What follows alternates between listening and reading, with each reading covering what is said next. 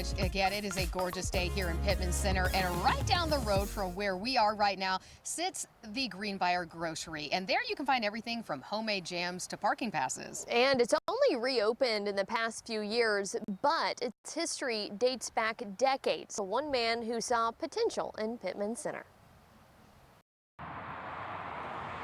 Not every store has the Great Smoky Mountains National Park in its backyard, but not every store is Greenbrier Grocery. We really are in one of the world's most beautiful areas. Sydney Husky co-owns the store with his father, Brent, but the story behind the store dates way back to Sydney's grandfather, Gordon. Well, my grandfather actually fought in World War II. He grew up over by the river, just maybe 300 yards away from here. He saved up a little money, and then see, back then you really didn't take out debt. So you're in the main structure right now.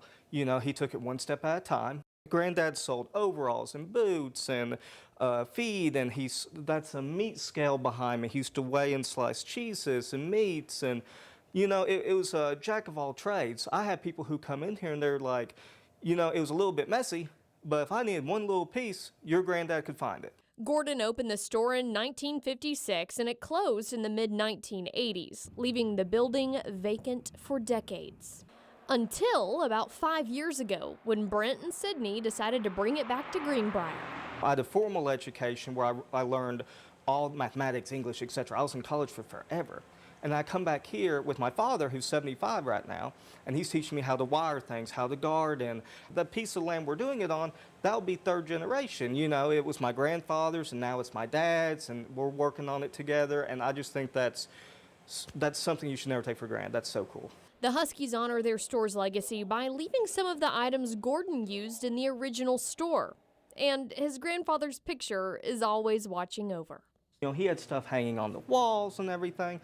But this is where he sat. This is the original cash register. He was actually the first man in the area with a microwave, believe it or not. They also sell items popular in today's world, like camping and hiking equipment and locally produced honey.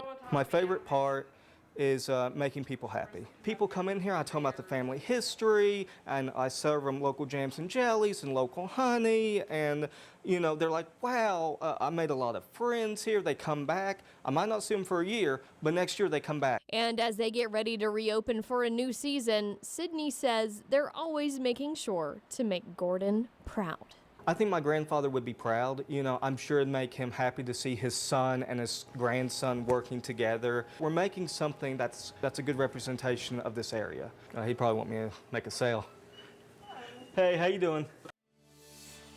The store is on winter hours right now, but come mid-March, they will be back open to full steam.